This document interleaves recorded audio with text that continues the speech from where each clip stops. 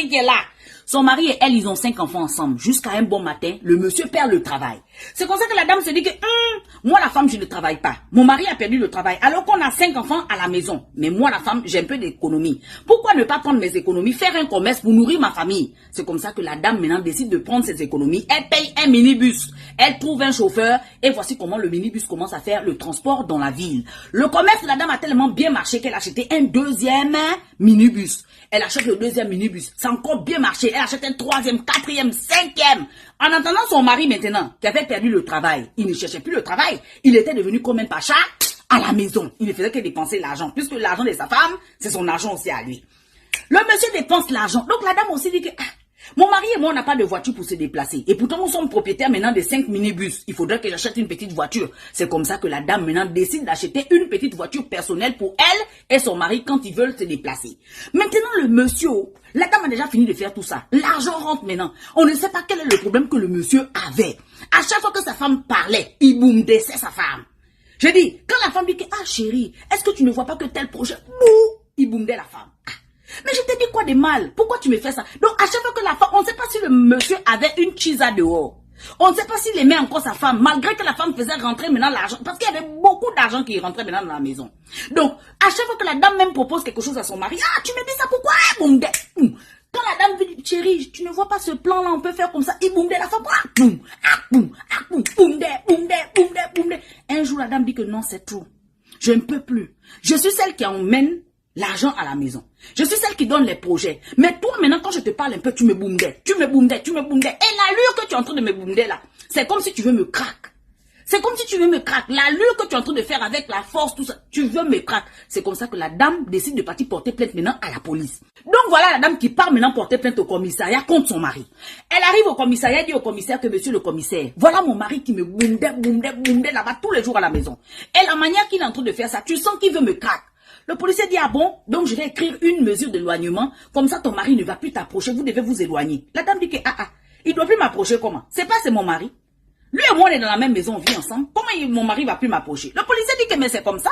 Si tu viens porter plainte pour quelqu'un qui te boumdait, tu as peur, non? La dame dit, oui, j'ai peur. Le policier dit, comme tu as peur, on va écrire une mesure d'éloignement, comme ça vous ne restez plus ensemble. La dame dit, non, ce n'est pas arrivé là-bas. Ce n'est pas comme ça. Je suis venue à la police pour venir expliquer mon cas. Mais ce n'était pas pour que vous m'éloigniez maintenant de mon mari.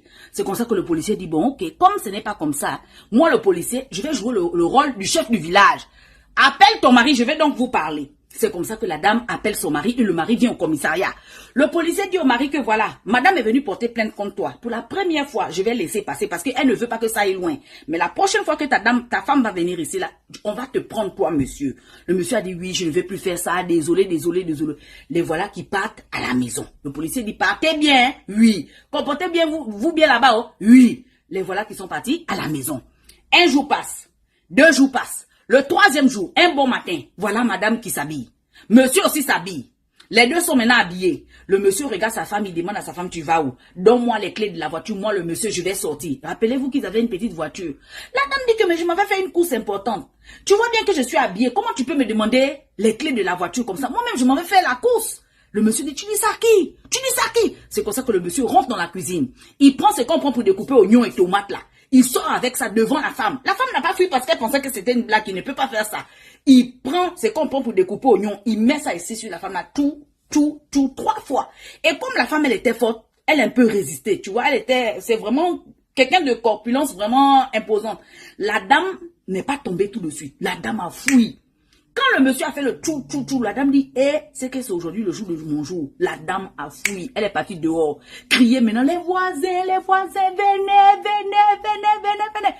Quand elle criait les voisins, il n'y avait personne. Le monsieur, au lieu de laisser comme ça, il suit la dame jusqu'à dehors. Avec le truc là. Il met ça ici 19 fois. 19 fois. C'est comme ça que la dame tombe. Le temps qu'il y a quelques personnes qui passaient, qui se rendent compte, qui venaient vers le monsieur. Le monsieur a fui. Le monsieur fouille, il part au commissariat, lui-même se livre au commissariat là-bas et puis il vient déjà avec son avocat. Il explique l'affaire, lui-même il a donné sa propre version des faits et puis il dit qu'il est prêt à payer. Jean, il veut faire genre la corruption. Tu vois, non, Jean, il paye. Puisque la femme avait 5 minibus, donc ça veut dire qu'il y a l'argent, il y a le compte en banque, il a accès à ce compte en banque là. Donc il veut prendre l'argent de la femme pour payer, pour ne pas faire la prison, comme ça il sera en liberté.